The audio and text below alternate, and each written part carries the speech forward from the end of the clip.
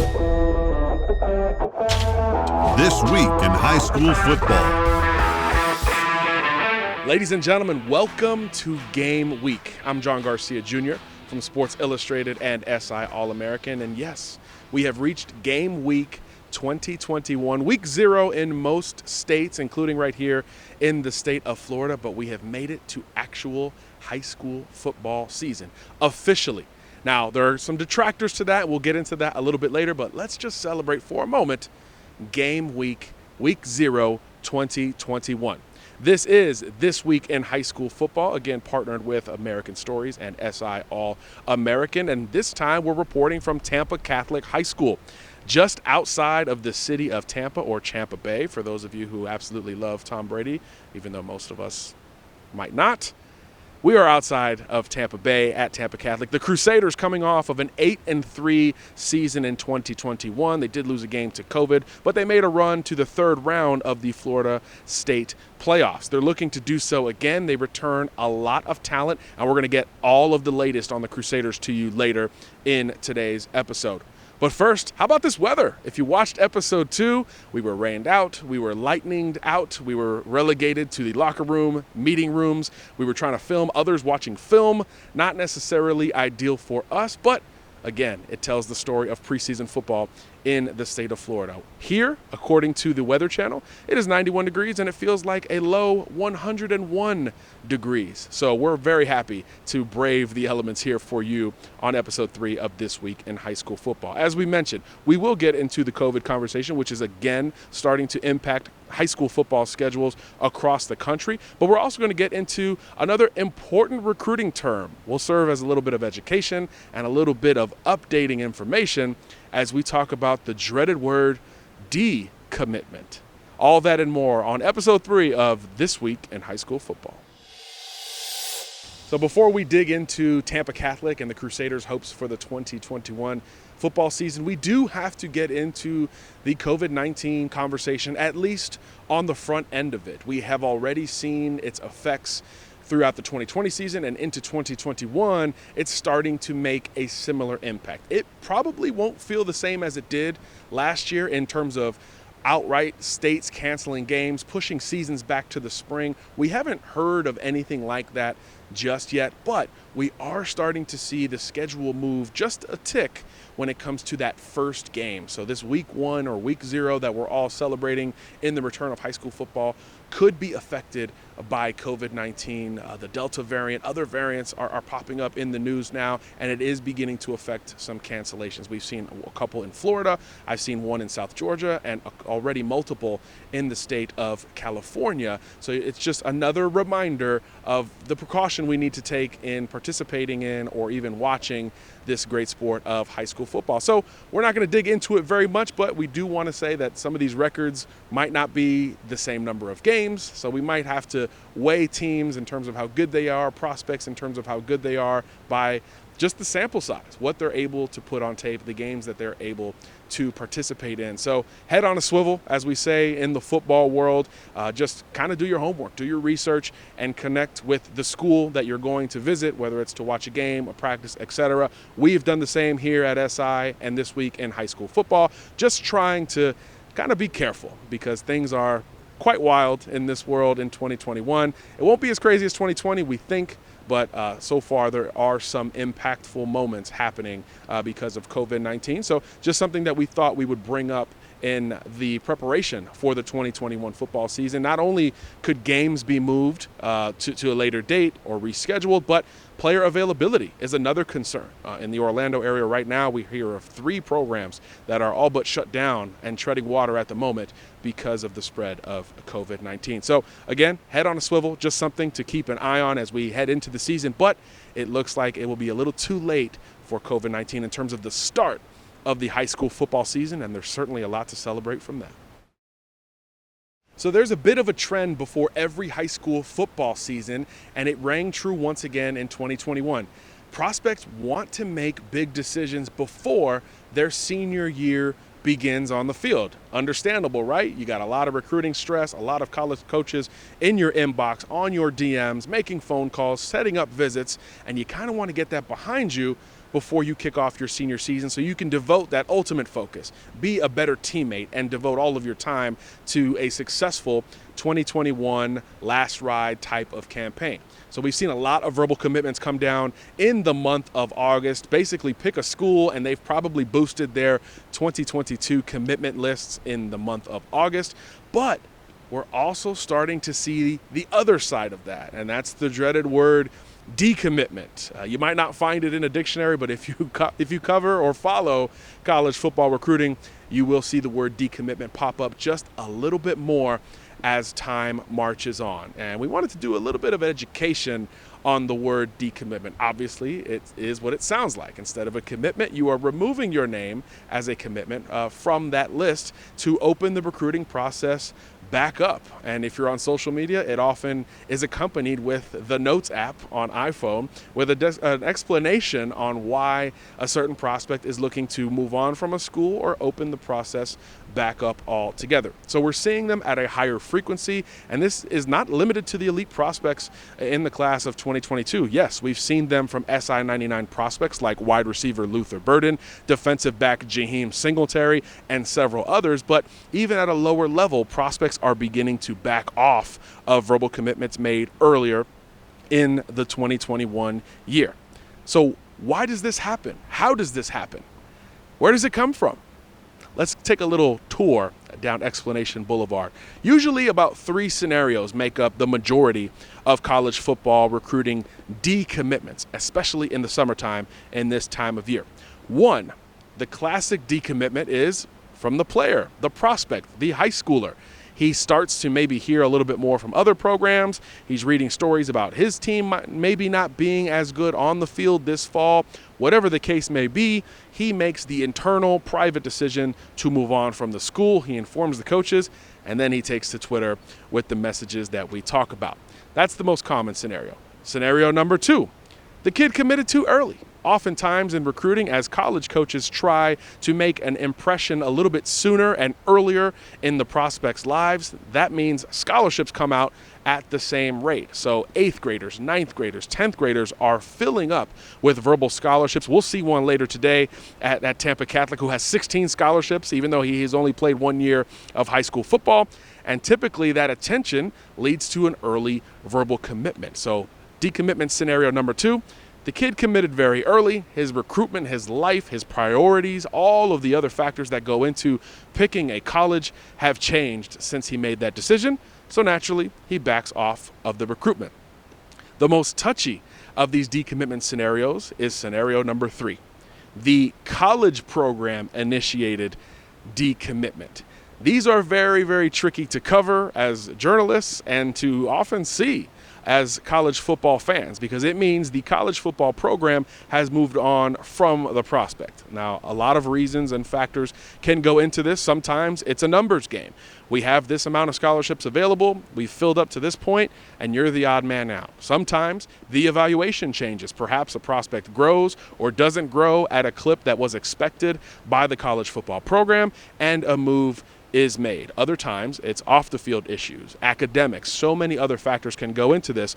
But what makes this tricky from a public and an optics perspective is how the college program goes about informing the high school recruit, hey, you no longer have a spot at school X. Not the best conversation to have. You ruffle feathers with the kid and of course his family, the coaches, his teammates, and now all of a sudden you're battling public perception. And what makes it a little bit harder for those college coaches is they can't legally comment on a prospective student athlete. So any recruit who has not signed a letter of intent to that school, the college coach cannot publicly comment on any moves that are made in the recruiting process. So again, taking it back to social media, you might see some subtweets, you might see some cryptic tweets, different things that kind of indicate, hey, maybe a change has been made on this commitment list, but we just hadn't seen it yet, or we can't go public with the name yet because we don't want to get in trouble via the NCAA. So decommitments are on the rise. You can kind of take your pick as to why a kid makes a decommitment based on those 3 scenarios. They encompass the majority of decommitments that do go down, and they are a part of the process. So while you've seen and celebrated hundreds of verbal commitments, don't forget about decommitments. They shape college football more than you know. Let's take it to the SEC. Let's take it to the national title game a few years ago. Remember when it was Jake Fromm versus Jalen Hurts? Jake Fromm was once committed to Alabama. And of course, his freshman year, he's playing against Alabama for the national title. But what did his decommitment do? It opened the door for Alabama to take another quarterback. And the next quarterback they brought in, a guy named Tua Tagovailoa, who of course ended up beating Fromm at the end of that college football playoff championship game. So decommitments have a bigger impact than you think. They're a big domino in college football recruiting, and it's just another way we try to bring you everything from recruiting to high school ball right here on This Week in High School Football. Stay tuned for more This Week in High School Football after the break.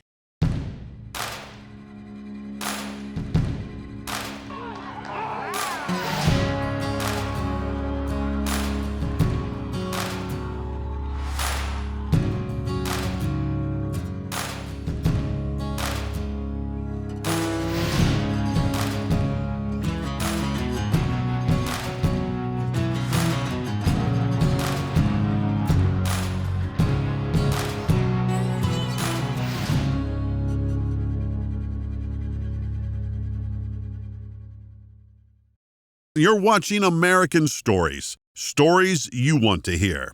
Of course, Catholic is captained by Jairus Mcintyre. See him there with the towel wrapped around his neck. And if you think that name sounds familiar, if you're an NFL fan, Canadian football fan, or fan of the Auburn Tigers, Jairus Mcintyre played for your favorite team. He was a big-time receiver from Tampa Catholic, and he's entering his 4th year as the head coach. So there's a little bit of old school, new school on his staff. He's got former NFL players, former collegiate athletes on the staff, and he runs the show. Of course, a lot of familiarity and absolutely an aid to these kids in the recruiting process, given that he's kind of been there, done that. So you'll see TC work kind of like a college program. Everything is period-based, position coaches at each position, and a lot of competition, and a full padded practice in 100 degrees. Doesn't get more Florida than that. You see the quarterbacks in the middle here. Luke in 14 and Trey in 12. Those are the two that are battling it out to see who takes their first snap for game 1 and probably beyond. Tampa Catholic will be favored heavily in their first few games of the season. So in theory, the guy who gets the nod first may never look back thereafter. So to say today's practice, which is the last full gear practice before game week, or before the game starts, I should say, it's pretty important. Coach said they're doing a lot of team today, so 11 on 11 full out scrimmaging. So we can see a little bit of everything in that type of setting. We can see not only the physical traits, right? Height, weight, arm strength, velocity on the football, accuracy, all of that fun stuff. But we'll see how they command a huddle, how they deal with a play that doesn't go their way. Can they get their teammates lined up? Can they get the call in faster? Can they get the huddle broken faster? Can they take advantage of a vulnerability on defense faster? A lot to be determined today at the quarterback position. But elsewhere, Tampa Catholic's in very good shape. Big physical offensive line and a lot of athletes on defense, particularly in the secondary and at linebacker. We'll talk a lot about those guys later today. So right now this is the punt team, hoping for a good look from the freshman on the punt return team. And then simultaneously, the punt returner can get a true look because these freshmen are not going to do well in containing the punt team themselves. So now his punt return just got that much harder, which is all by design. On the return here, the fair catch, I should say, it's Jaquise Alexander. Probably the best skill position player on the roster, number 2 for Tampa Catholic. Probably a defensive back at the next level. We rank him as a top 20 corner on SI All-American, but as you will often see at the high school level, the best athlete on the field will get into the return game, play all 3 phases of that game. So you'll see him at receiver and certainly at return man.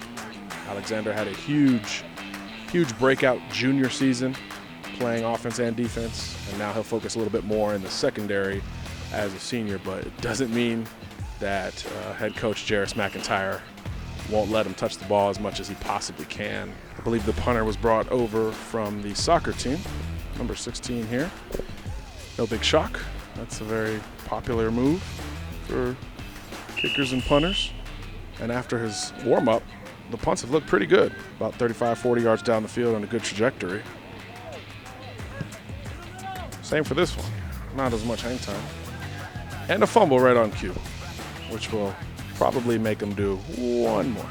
Football is a glorified game of real estate, and allowing that ball to drop enhances your opponent's real estate. Here we go, they're hoping it's the last rep. Yeah, this is fieldable. There we go. Nope. We'll blame the glare on that. See, communication between returners, very important. You do not want to let that ball hit the dirt.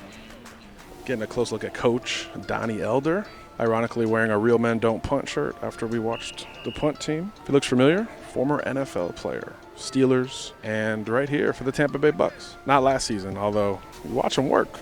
You see the grins on half of the DB's face because Coach Elder still got it. Of course, played defensive back at the highest level, and now he's bringing the next wave along, including the guy up right now, Jaquise Alexander, number 2. You see how easily he changes direction.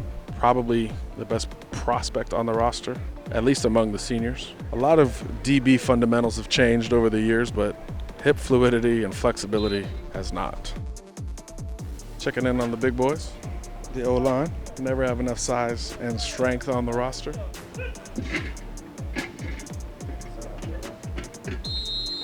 This big Eddie Pierre-Louis coming up here, number 50. This is a sophomore in high school, ladies and gentlemen. Picked up more than a dozen scholarship offers, and I get the feeling you're about to see why. And a lot of natural strength despite his youth. 3 more high school seasons to play, and despite his youth setting the example for his entire offensive line. Tampa Catholic is still figuring out the quarterback situation, but with this line, whoever you pick, going to be protected. And obviously the run game should be a strong aspect of this offense, given the size and power of some of these offensive linemen. Big Eddie isn't the only Division I lineman working out here.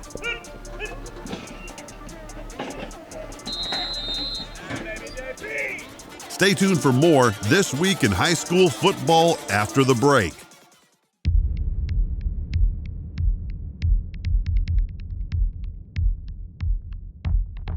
Four years from now, you're going to wish you had signed this kid. We can't win if they're hurt, and we can't win if we're not executing.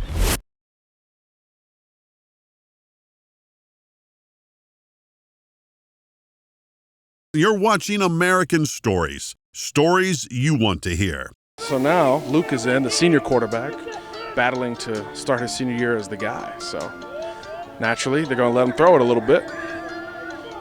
Good velocity, good read right there on the crossing route. So naturally, all things even, the senior gets the benefit of the doubt, and he's getting the first reps of team today. So now Luke working under center. A lot of play action in this scheme. Coming off his first read. Finds one along the sidelines over the outstretched linebacker's arms. Earned some praise from his teammates, and rightfully so. Good start for Luke today. Not a whole lot of sauce to Luke's game. Just kind of a do-your-job kind of guy. But when you have a line like this and the athletes on the outside, that can work. Now working out of the gun.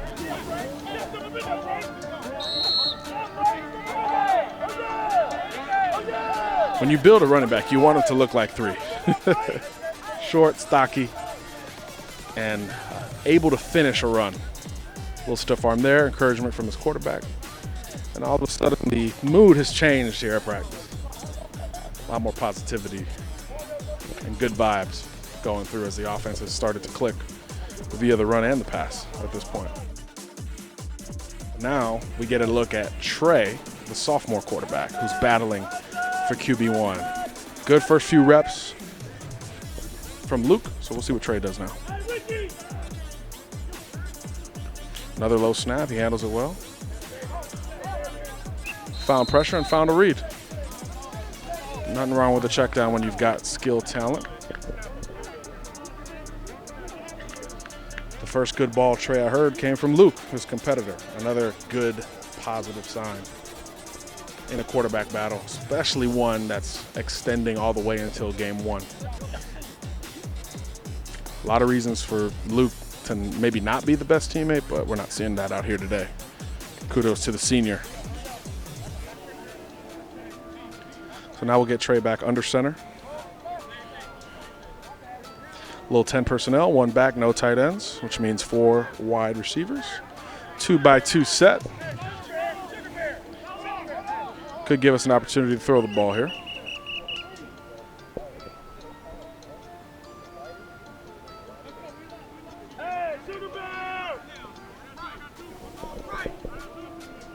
Now they sub for another back.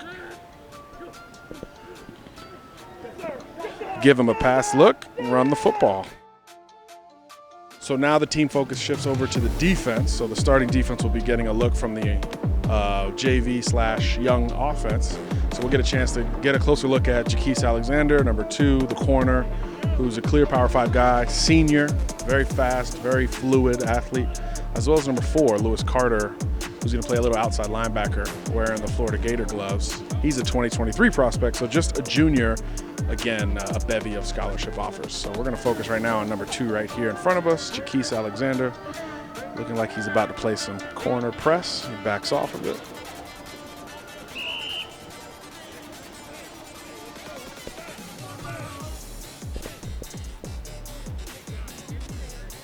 Coach Elder, the DB coach, the one we talked about earlier who played in the NFL, was telling us that with Alexander, it's all about the fundamentals.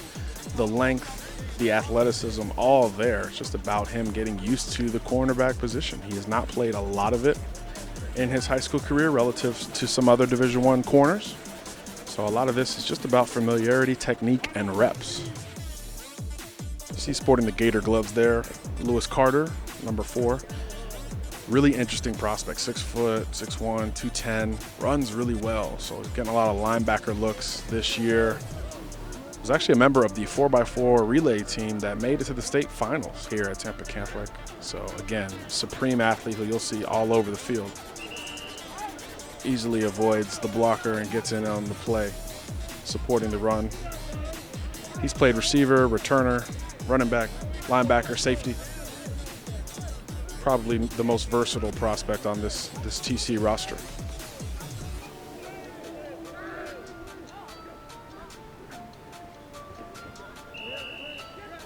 Again, that front seven's not allowing much to get to the linebackers. Stay tuned for more This Week in High School Football after the break.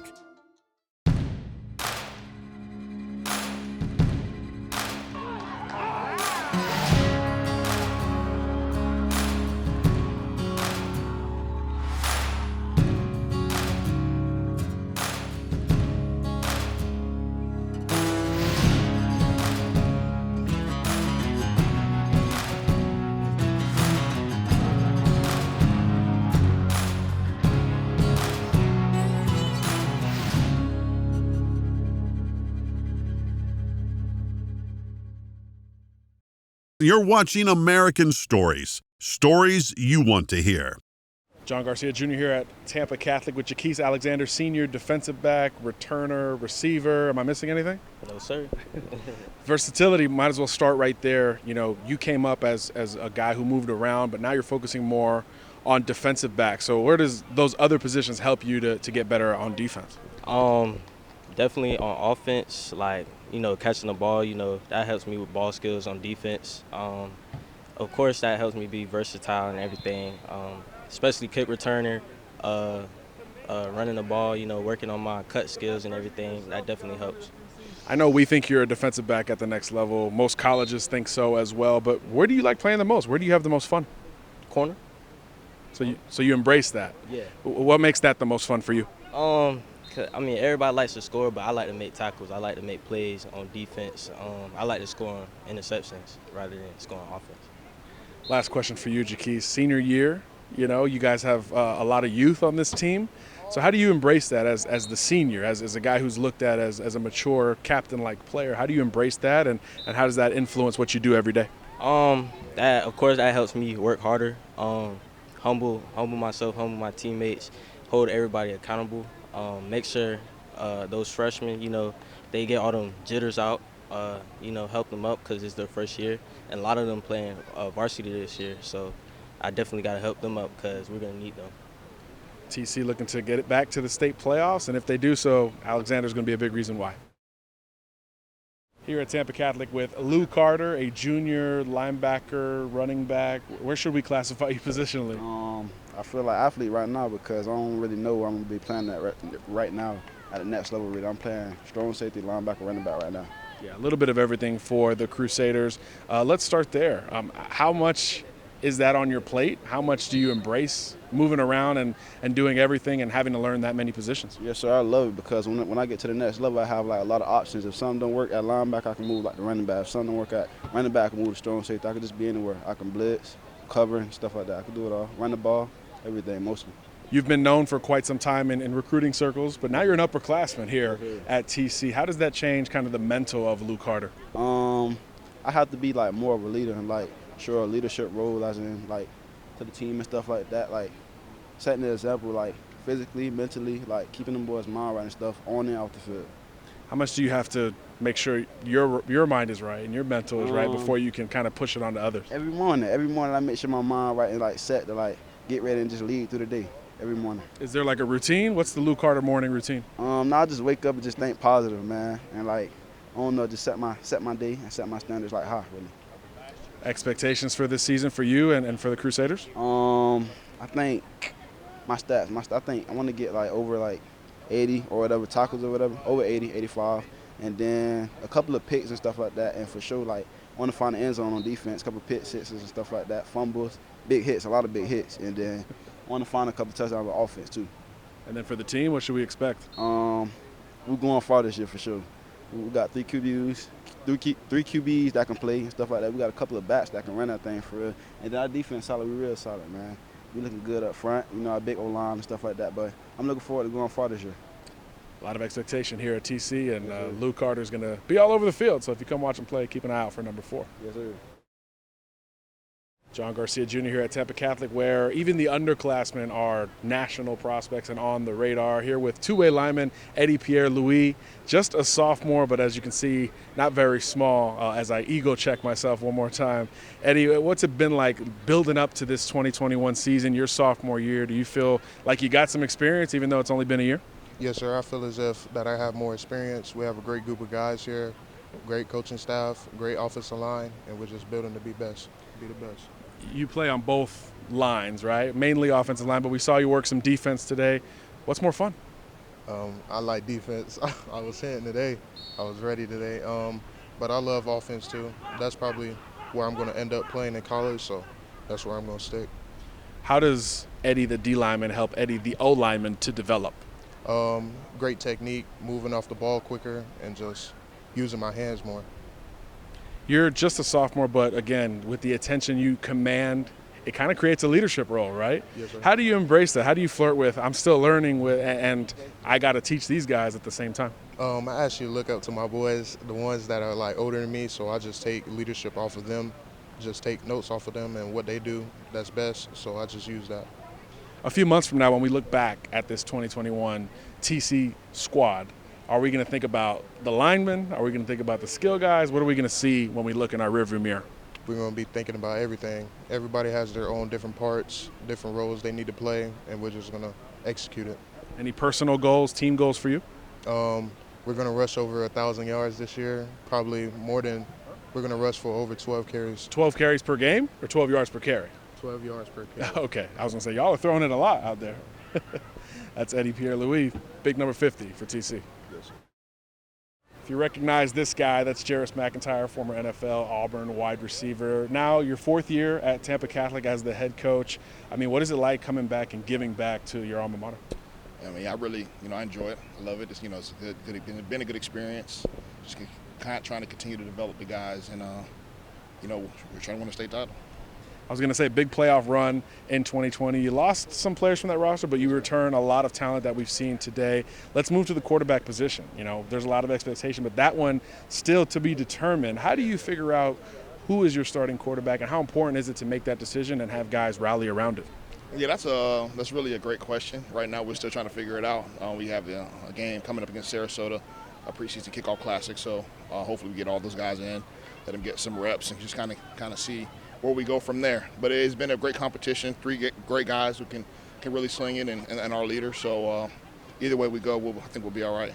Yeah, a little trial by fire never hurt. And then for you with this roster, how are we going to look back and remember it? I mean, are your strengths up front like we see?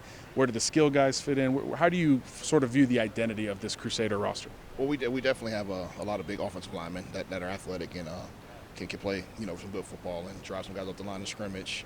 I really like our linebackers. Led by Lewis Carter, got Corey Lucius, Gavin Paul, Brett Chaluso. I think those 2 areas on our team are our strengths. Got some young defensive linemen that are very, very talented, as well as the defensive back and receiver position. So I would say the strengths are our offensive line and our linebackers, but we got a lot of young talent to develop, so I'm excited. Yeah, a long way to go as we head into game 1 of the 2021 season. Are you calling your shot? You said it earlier. We got to get to a state title. Are you calling your shot? Yeah, man. I mean, that's the main goal. Since when I came here and wanted to give back and help out and at my alma mater, and I knew I made that a main goal of mine. I mean, I want to develop young men, get them to school, but I think the ultimate goal for all high school coaches is to win a state title. So, yeah, definitely trying to do that. Yeah, you heard it from Jairus Mcintyre himself. State title or bust here at Tampa Catholic. And that'll wrap us up for episode 3 of This Week in High School Football. Check us out throughout social media, right here on YouTube and anywhere else you consume content. For all of us here, I'm John Garcia. Welcome to forever, man. Let's go. Come on. It's forever. No surrender. Yeah. You know that this right here forever. And there will be no surrender. Now allow me to reintroduce myself. They call me J-O-N to the easy E-N. Know that we undefeated. Y'all are beneath them speeches trying to air a grievance. But his lines are overhead. Better check the air for clearance. Call the tower. This is ours. Clear the heat. The air apparent. Really, I've never been better. Legacy, this is forever. All the more times I've been severed. I'm raising the bar. You can go ahead and measure. Think about time for a toast. Time that we welcome to